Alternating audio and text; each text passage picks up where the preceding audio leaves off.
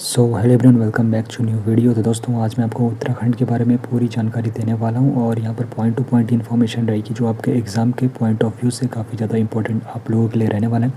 तो चलिए यहां पर बिना देरी की बात करते हैं। तो भारत के 11 पर्वतीय राज्य और 11 पर्वतीय राज्यों में जो सबसे नया जो राज्य बना है वो बना है उत्तराखंड। तो पर्वतीय राज्यों में 11 पर्वतीय राज्य है और सबसे नया जो बना है वो कौन सा है? उत्तराखंड। और उत्तराखंड का जो गठन होता है 9 नवंबर सन 2000 को होता है। उस वक्त इसका नाम क्या था? उत्तरांचल था। और उत्तरांचल से नाम उत्तराखंड कब पड़ा? 1 जनवरी 2007 को। और उत्तराखंड राज्य के जो प्रतीक चिन्ह है तो इनका जो निर्धारण होता है राज्य की स्थापना के 9 नवंबर यानी कि 2000 को राज्य की जो नवगठित अंतरिम सरकार रहती है उसके द्वारा किया जाता है। लेकिन कई स्रोतों पर बताया गया कि 2001 में उत्तराखंड के राज्य चिन्हों का निर्धारण किया गया। और उत्तराखंड के प्रमुख राज्य चिन्ह के प्रतीक जो चिन्ह है उनके बारे में जान लेते हैं। तो राज्य का जो चिन्ह है तो एक गोलाकार मुद्रा है, उसमें 3 पर्वत चोटियों की एक श्रृंखला है। तो यहाँ पर यह भी प्रश्न बन जाता है कि जो गोलाकार मुद्रा है उसमें कितनी पर्वत श्रृंखला है? तो उसमें 3 पर्वत श्रृंखला है और जिसमें मध्य की जो चोटी है वो थोड़ा ऊंची है दोनों से और इसके नीचे गंगा की 4 लहरों को दर्शाया गया है। बीच में स्थित चोटी के मध्य में अशोक की लाट अंकित है और नीचे सत्यमेव जयते लिखा गया और सत्यमेव जयते जो यहाँ पर लिखा गया मंडूकोपनिषद से लिया गया। और बाकी यहाँ पर इन्फॉर्मेशन आपको पता होनी चाहिए। ये सत्यमेव जयते कहाँ से लिया गया? तो मंडूकोपनिषद से लिया गया। और राजकीय पशु कौन सा है? तो उत्तराखंड का जो राजकीय पशु है वो कस्तूरी मृग है। और राजकीय पक्षी पूछा जाएगा तो उत्तराखंड का राज्य पक्षी मोनाल है। और राजकीय पुष्प पूछा जाएगा तो वो ब्रह्म कमल है। और राजकीय वृक्ष पूछा जाएगा तो वो बोरास है। आगे बढ़ने से पहले आप लोगों को बताना चाहता हूँ, अगर आप लोग फाइनेंशियली सपोर्ट करना चाहते हो तो आप लोग इस QR कोड को स्कैन करके हमें फाइनेंशियली सपोर्ट दे सकते हो। अब उत्तराखंड का जो राज्य पुष्प है ब्रह्म कमल है और इसका वैज्ञानिक नाम भी कई बार पूछा जाता है। तो उत्तराखंड का जो राज्य पुष्प है ब्रह्म कमल का वैज्ञानिक नाम है सोसूरिया अव्वेलेटा। सोसूरिया अव्वेलेटा ब्रह्म कमल का वैज्ञानिक नाम है। और ब्रह्म कमल किस कुल का पौधा है? तो ब्रह्म कमल जो है एस्टेरेसी कुल का पौधा है। तो ये भी कई महत्वपूर्ण आप लोग के लिए रहने वाला प्रश्न। ब्रह्म कमल किस कुल का पौधा है? तो ब्रह्म कमल एस्टेरेसी कुल का पौधा है। और इस कुल को कंपोजिटी या फिर डेजी परिवार के नाम से भी जाना जाता है। तो एस्टेरेसी जो कुल है इसको कंपोजिटी और डेजी परिवार के नाम से भी जाना जाता है। बाकी सूर्यमुखी हो गया, गेंदा हो गया, डहलिया हो गया और कुसुम जैसे कई अन्य प्रसिद्ध फूल भी इसी कुल से संबंधित रखते हैं। तो उत्तराखंड में ब्रह्म कमल की कितनी प्रजातियां पाई जाती है? तो उत्तराखंड में ब्रह्म कमल की 24 प्रजातियां पाई जाती हैं। अगर भारत में पूछा जाएगा तो भारत में ब्रह्म कमल की 60 से लेकर 61 प्रजातियां पाई जाती हैं। और 58 जो प्रजातियां पाई जाती हैं ये हिमालयी क्षेत्रों में पाई जाती है। तो पूरे भारत में 60 से लेकर 61 प्रजातियां पाई जाती है, जिसमें से 58 जो प्रजातियां हैं वो हिमालयी क्षेत्रों में पाई जाती है। संपूर्ण विश्व में पूछा जाएगा तो संपूर्ण विश्व में ब्रह्म कमल की 210 प्रजातियां पाई जाती है। और ये भी प्रश्न बनता है कई बार कि महाभारत के वन पर्व में ब्रह्म कमल को किस नाम से जाना गया या फिर प्रयोग किया गया? तो महाभारत का जो वन पर्व था उसमें ब्रह्म कमल को सौगंधिक पुष्प के नाम से प्रयोग किया गया। और यह जो पुष्प है जिसे भीम अपनी पत्नी द्रौपदी के कहने पर ढूंढने के लिए निकले थे वो कौन सा पुष्प था? सौगंधिक पुष्प जो है ब्रह्म कमल। उत्तराखंड में ब्रह्म कमल मुख्य रूप से उच्च हिमालय क्षेत्र में पाया जाता है। तो ब्रह्म कमल कहाँ पाया जाता है?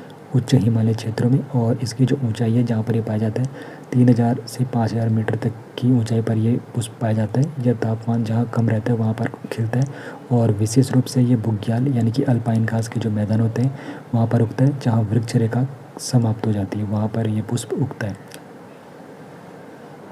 बाकी उत्तराखंड के जो कुछ प्रमुख स्थान है जहाँ ब्रह्म कमल पाया जाता है तो फूलों की घाटी में ब्रह्म कमल पाया जाता है। उत्तराखंड के चमोली जिले में स्थित एक ये फूल विश्व ये धरोहर स्थल है। कौन? फूलों की घाटी, जो ब्रह्म कमल सहित कई दुर्लभ हिमालय फूलों के लिए प्रसिद्ध है। हेमकुंड साहिब में ब्रह्म कमल पाए जाते हैं। तो यह भी चमोली जिले में स्थित एक पवित्र तीर्थ स्थल है जहाँ इसके आसपास के क्षेत्रों में ब्रह्म कमल पाया जाता है। केदारनाथ घाटी और उसके आसपास के उच्च हिमालय क्षेत्रों में भी ब्रह्म कमल देखे जा सकते हैं। बद्रीनाथ और उसके आसपास के बेस कैंप में भी ब्रह्म कमल खिलते हैं। पिंडारी ग्लेशियर में या बागेश्वर जिले में स्थित है और इसके आसपास भी उच्च क्षेत्रों में भी ब्रह्म कमल खिलते हैं। रूपकुंड जो कि चमोली जिले में एक रहस्यमयी झील है, यहाँ भी ब्रह्म कमल पाए जाते हैं। तुंगनाथ जो रुद्रप्रयाग जिले में स्थित है यह भगवान शिव का सबसे ऊंचा मंदिर है। कौन सा? तुंगनाथ। और इसके आसपास भी ब्रह्म कमल पाए जाते हैं। मदमहेश्वर जहाँ पर भगवान शिव की नाभि की पूजा होती है ये भी रुद्रप्रयाग जिले में स्थित है और यहाँ पर भी ब्रह्म कमल पाए जाते हैं। वासुकी ताल तो यह झील केदारनाथ के पास स्थित है। वासुकी ताल कहाँ पर है? केदारनाथ झील के पास स्थित है और यहाँ भी आसपास ब्रह्म कमल पाए जाते हैं, ब्रह्म कमल के पुष्प पाए जाते हैं।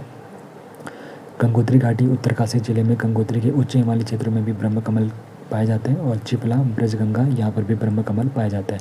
तो संक्षेप में आपको बताऊँ तो उत्तराखंड के जो अधिकांश उच्च हिमालय क्षेत्र हैं वहाँ पर ब्रह्म कमल पाया जाता है, और ये विशेषकर धार्मिक और ट्रैकिंग स्थलों के आसपास के बुग्यालों में ब्रह्म कमल को देखा जा सकता है। तो ब्रह्म कमल का जो खिलने का समय है तो मुख्य रूप से ये मध्य मानसून यानी कि जुलाई से सितंबर के बीच खिलता है, लेकिन कुछ स्रोतों में बताया गया है कि अगस्त से सितंबर के मध्य तक यहाँ पर इस समय ये खिला रहता है, और कहीं कहीं कभी कभी ये अक्टूबर के मध्य तक भी खिला रहता है, लेकिन जो आपको याद रखना है जुलाई से सितंबर इसका खिलने का समय होता है।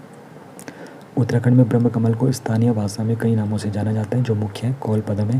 तो स्थानीय भाषा में इसको और किस नाम से जाना जाता है ब्रह्म कमल को कौलम के नाम से, फेन कौल के नाम से, सूरज कौल के नाम से, और बेड कौल के नाम से, और कौल पदम के नाम से ब्रह्म कमल को जाना जाता है। और यह उत्तराखंड का राज्य पुष्प है, और हिमालय क्षेत्रों में भी ये पाया जाता है। ये हिमालय क्षेत्र उच्च हिमालयी क्षेत्रों में पाया जाता है। और अब बात करते हैं उत्तराखंड राज्य में जो राज्य पशु है, तो उत्तराखंड राज्य का राज्य पशु कस्तूरी मृग है, और कस्तूरी मृग का वैज्ञानिक नाम मास्कस काइसोकास्टर है। तो ये भी आपको ध्यान में रखना है, उत्तराखंड का जो राज्य पशु है वो कस्तूरी मृग है, और इसका वैज्ञानिक नाम मास्कस काइसोकास्टर है। और हिमालय मस्क डियर भी इसको कहते हैं। तो कस्तूरी मृग को हिमालयन मस्क डियर के नाम से भी जाना जाता है। कस्तूरी मृग मुख्य रूप से हिमालयी क्षेत्रों में ये पाए जाते हैं। उत्तराखंड के अलावा ये भारत के और भी राज्यों में पाए जाते हैं, जैसे कि जम्मू कश्मीर में, हिमाचल प्रदेश के किन्नौर और राजगढ़ जैसे क्षेत्रों में ये पाए जाते हैं।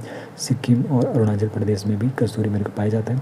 कस्तूरी मृग एक लुप्तप्राय प्रजाति है, तो इनकी संख्या काफ़ी ज़्यादा कम हो चुकी है, जिसका मुख्य कारण कस्तूरी के लिए एक अवैध शिकार बताया जाता है। तो इसका काफ़ी ज़्यादा अवैध शिकार होता है, जिसकी वजह से इनकी संख्या काफ़ी ज़्यादा कम हो रही है। और उत्तराखंड में कस्तूरी मृग मुख्य रूप से उच्च हिमालयी क्षेत्रों में पाए जाते हैं। तो उच्च हिमालयी क्षेत्रों में ये पाए जाते हैं जहाँ ठंड और ऊंचे पहाड़ इनके प्राकृतिक आवास के लिए अनुकूल होते हैं। विशेष रूप से ये कहाँ पाया जाता है, तो ये विशेष रूप से अस्कोट वन्यजीव अभयारण्य जो पिथौरागढ़ में, तो अस्कोट वन्यजीव अभयारण्य जो पिथौरागढ़ में, तो यह अभयारण्य विशेष रूप से कस्तूरी मृग के संरक्षण के लिए स्थापित किया गया था। उत्तराखंड में इनके प्रमुख आवासों में से एक है। तो अस्कोट वन्यजीव अभयारण्य पिथौरागढ़ में, तो यहाँ पर कस्तूरी मृग पाए जाते हैं। गंगोत्री राष्ट्रीय उद्यान जो उत्तरकाशी में, यहाँ पर भी कस्तूरी मृग सहित कई दुर्लभ और लुप्तप्राय प्रजातियों का यह घर है। और केदारनाथ वन्यजीव विहार जो रुद्रप्रयाग और चमोली जिले में, तो केदारनाथ वन्यजीव विहार 1972 में इसकी स्थापना हुई थी कस्तूरी मृगों के संरक्षण के लिए। तो यहाँ पर भी कस्तूरी मृग पाए जाते हैं। कांचुला खर्क जो कि चमोली में, तो 1982 में कस्तूरी मृग प्रजनन एवं संरक्षण केंद्र की स्थापना यहाँ पर की गई थी कंचुला खर्क में 1982 में। यह चोपता गोपेश्वर रोड पर स्थित है और केदारनाथ वन्यजीव अभयारण्य का एक हिस्सा है। यहाँ पर भी कस्तूरी मृग पाए जाते हैं। नंदा देवी बायोस्फीयर रिजर्व में यह क्षेत्र भी कस्तूरी मृग के लिए एक महत्वपूर्ण निवास स्थान है। यहाँ पर भी कस्तूरी मृग पाए जाते हैं। महरोड़ी धर्मघर बागेश्वर जो बागेश्वर में, तो यहाँ पर भी कस्तूरी मृग अनुसंधान केंद्र स्थित है, जो एक विलुप्त अवधि प्रजाति के संरक्षण का काम करता है, और यहाँ पर भी कस्तूरी मृग पाए जाते हैं। बाकी कस्तूरी मृग उत्तराखंड राज्य का राज्य पशु है, और लगभग 2 से 5,000 मीटर तक की ऊंचाई पर स्थित होता है। हिम शिखरों, देवदार पर, भोजपत्र और बुरांस के वनों में ये पाया जाता है, और इसका जो मुख्य भोजन है केदारपाती है। बाकी फूलों की घाटी, उत्तरकाशी, केदारनाथ, पिथौरागढ़ में कस्तूरी मृग पाए जाते हैं। कस्तूरी केवल देखो, ये जो कस्तूरी मृग होता है इसमें जो नर मृग होता है, नर में कस्तूरी पाई जाती है। तो कस्तूरी मृग से कस्तूरी निकलती है, वो भी सिर्फ नर मृग से, और यह उनकी नाभि के पास से ग्रंथि जो कस्तूरी फली होती है वहाँ पर बनती है। मादा मृग में कस्तूरी नहीं पाई जाती है, आपको ध्यान में रखना। मादा मृग में कस्तूरी नहीं पाई जाती है, सिर्फ नर कस्तूरी मृग में कस्तूरी पाया जाता है। एक वयस्क नर जिसकी उम्र 1 साल से अधिक है, एक बार में 30 से 45 ग्राम तक कस्तूरी प्राप्त की जा सकती है। और यह ध्यान रखना आपको काफ़ी ज़्यादा महत्वपूर्ण है, इसका अवैध शिकार हो रहा है ये सिर्फ और सिर्फ कस्तूरी प्राप्त करने के लिए, क्योंकि ये काफ़ी ज़्यादा महंगी होती है, इसीलिए इनका अवैध शिकार किया जा रहा है, और अब ये लुप्तप्राय प्रजाति बन चुका है। प्राकृतिक कस्तूरी अधिक मूल्यवान होती है, और इसका जो उपयोग होता है मुख्य रूप से इत्र और पारंपरिक दवाओं में किया जाता है। इनकी अत्यधिक मांग और दुर्लभता के कारण कस्तूरी मृग का अवैध शिकार किया जा रहा है। व्यापार देखो, कस्तूरी जो मिलता है वो काफ़ी ज़्यादा महंगा होता है, इसीलिए इनका अवैध शिकार किया जा रहा है, और अब इन जानवरों के अस्तित्व के लिए एक बड़ा खतरा बन चुका है। और यहाँ पर जो है प्राकृतिक कस्तूरी के बजाय आजकल सिंथेटिक कस्तूरी का भी उपयोग अधिक होने लगा है, ताकि कस्तूरी मृगों को बचाया जा सके। तो चिकित्सीय दृष्टि से कस्तूरी एक हार्मोनल स्राव है, और उत्तराखंड राज्य में कस्तूरी मृग के संरक्षण एवं संवर्धन के लिए सर्वप्रथम प्रयास 1972 में केदारनाथ वन्यजीव विहार जो कि चमोली और रुद्रप्रयाग जिले में फैला हुआ है वहाँ पर किए गए थे। और अब बात कर लेते हैं उत्तराखंड का जो राज्य वृक्ष है। तो उत्तराखंड का राज्य वृक्ष है बुरांस। तो बुरांस एक सदाबहार और पर्वतीय वृक्ष है। सदाबहार है और पर्वतीय वृक्ष है, ये सिर्फ पर्वतों में ही खिलता है। और इसका जो पुष्प होता है फरवरी से अप्रैल तक खिलता है और इसके पुष्प का रंग जो होता है चटक लाल होता है।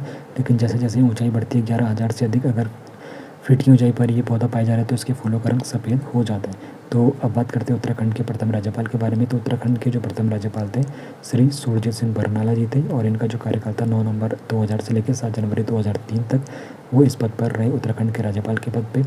और उत्तराखंड राज्य में सर्वप्रथम किस जिले का गठन किया गया ये भी कई बार पूछा जाता है। तो उत्तराखंड राज्य में सर्वप्रथम जो जिला बना था तो 1815 में कुमाऊं जनपद बना था। तो ये भी प्रश्न आप लोगों के लिए काफ़ी ज़्यादा महत्वपूर्ण रहने वाला है कि उत्तराखंड राज्य में सर्वप्रथम किस जिले का गठन हुआ।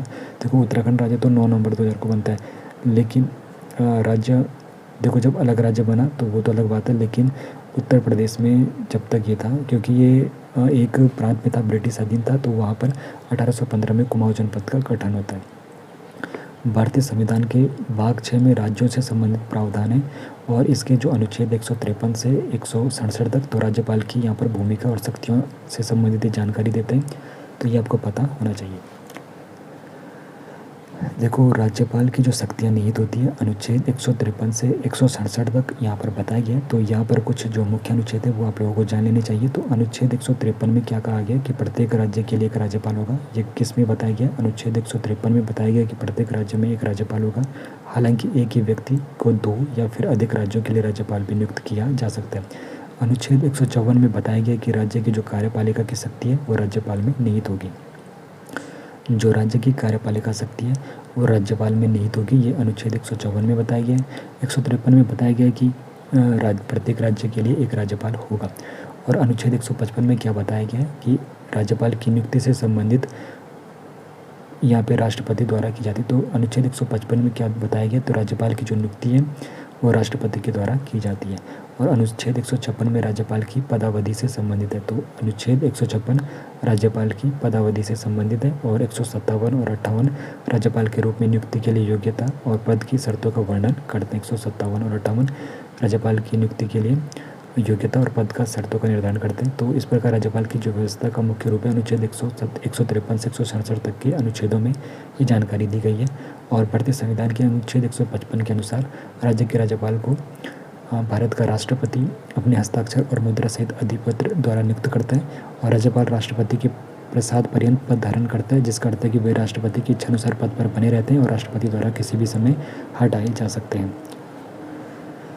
अब उत्तराखंड में 2 प्रमुख मंडल है देखो, जिनका मुख्यालय भी हम जानेंगे। तो उत्तराखंड में 2 प्रमुख मंडल है, एक कुमाऊं मंडल है जिसका मुख्यालय नैनीताल जिले में है और एक गढ़वाल मंडल है जिसका मुख्यालय पौड़ी गढ़वाल जिले में। ठीक है, तो उत्तराखंड के जो 2 प्रमुख मंडल है तो इनके बारे में कुछ और जानकारी लेते हैं। तो जो 2 प्रमुख मंडल बने कुमाऊं मंडल, इसकी स्थापना जो हुई थी 1816 ईस्वी में हुई थी, लेकिन किन्हीं किन्हीं किताबों पर 1854 भी बताया गया। तो आप लोगों को दोनों याद रखने। तो 1854 क्यों बताया गया? क्योंकि उस वक्त 1854 में कुमाऊं मंडल था जो उसका मुख्यालय नैनीताल बनाया गया था, इसीलिए अधिकतर किताबों में 1854 भी बताया गया। तो आप लोगों को यहाँ पे इंपॉर्टेंट ये आप लोगों के लिए रहने वाला, तो दोनों ही आपको याद रखने। 1816 में देखो इसकी स्थापना होती है और कहीं कहीं पर 1854 को भी मान्यता दी गई है, बताई गई, मतलब किताब सोर्सों में बताया गया। तो परीक्षा में जो भी आएगा तो आप लोगों को उसके अकॉर्डिंग सेट करना। तो 1816 में भी यहाँ पे स्थापना वर्ष बताया गया और 1854 में भी किन्हीं किन्हीं किताबों पर स्थापना वर्ष बताया गया। तो बाकी अगर हम मान के चले कुमाऊं मंडल की स्थापना तो 1816 ईस्वी में होती है, जब अंग्रेजों ने इस क्षेत्र को गोरखाओं से पुनः प्राप्त किया था। और यह पहले मानसखंड और फिर कुर्मांचल के नाम से भी जाना गया। और किन्हीं किन्हीं सोर्सों पर 1854 भी बताया गया है कुमाऊं मंडल का यहाँ पर सृजन, और 1854 में इनका मुख्यालय नैनीताल बना था।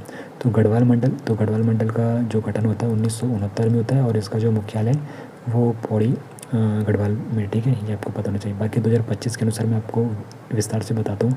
जो उत्तराखंड में यहाँ पे जिले हैं, तहसील है, विकासखंड कितने। तो उत्तराखंड में कुल अभी 13 जिले 2025 के अनुसार। तो 2 यहाँ पे मंडल है, कुमाऊं मंडल और गढ़वाल मंडल। तो गढ़वाल मंडल में आपके 7 जिले आ जाते हैं। 7 जिले आपके कौन कौन से? चमोली, देहरादून, हरिद्वार, पौड़ी गढ़वाल, टिहरी गढ़वाल, रुद्रप्रयाग और उत्तरकाशी आपके गढ़वाल मंडल में जिले आते हैं। कुमाऊं मंडल में आपके जो जिले आते हैं अल्मोड़ा आएगा, बागेश्वर, चंपावत, नैनीताल, पिथौरागढ़ और उधम सिंह नगर आपके कुमाऊं मंडल में जिले आएंगे। तहसील के बारे में अगर पूछा जाएगा तो वर्तमान में 2025 जुलाई में वर्तमान में 110 तहसील है। समय समय पर ये प्रशासनिक विभाजनों के जरिए बदलती रहती है, तो आप लोगों को परीक्षा की दृष्टि से अपडेट उस वक्त रहना है। बाकी विकासखंड के बारे में आपको बताऊं तो वर्तमान में विकासखंडों की संख्या 95 है और जो विकासखंडों की संख्या ये भी बदलती रहती है। और नैनीताल में 8 विकासखंड है फिलहाल और चमोली में 9 विकासखंड है।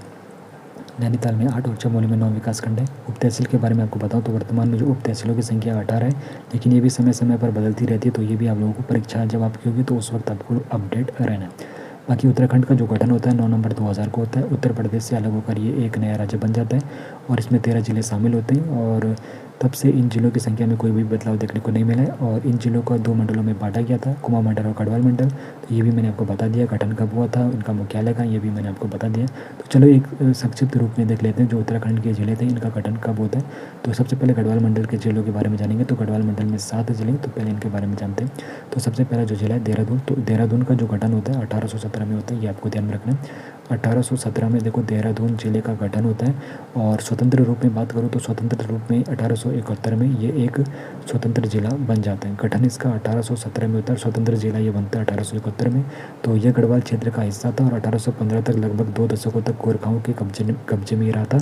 अप्रैल 1815 में गोरखाओं को यहाँ पर से हटा दिया था अंग्रेजों ने और देहरादून को अंग्रेजों ने अपने कब्जे में ले लिया था। प्रारंभ में यह सहारनपुर जिले का हिस्सा था। तो प्रारंभ में ये कहाँ का हिस्सा था, सहारनपुर जिले का। फिर 1825 में कुमाऊं डिवीज़न में स्थानांतरित किया गया और 1871 में इसे एक अलग जिले के रूप में प्रशासित किया जा रहा है। और 1968 में इसे मेरठ डिवीज़न से भी निकालकर गढ़वाल डिवीज़न में शामिल किया गया। तो यहाँ पर आपको मोटा मोटा याद रखना है 1817 में इसका गठन हुआ था, 1871 में स्वतंत्र जिला बना था।